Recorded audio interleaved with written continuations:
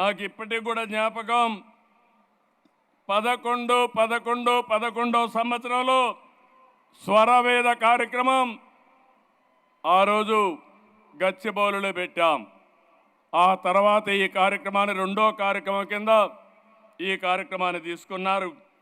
ఆ రోజు ఈరోజు మీరు చూస్తే ఒక పక్కన శివమణి అప్పుడు వచ్చాడు, ఈరోజు కూడా వచ్చాడు.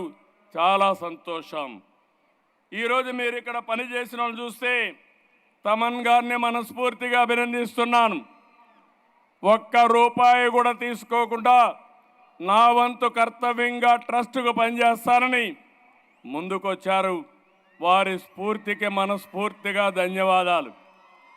ఒక మంచి పని ఉంటే వ్యక్తులు ఏ విధంగా స్పందిస్తారంటే, ఇప్పుడే మా మిత్రుడు పవన్ కళ్యాణ్ గారు 1 లక్ష రూపాయలు టికెట్ తీసుకోకుండా 50 లక్షల రూపాయలు ట్రస్ట్కు విరాళంగా ఇచ్చాడంటే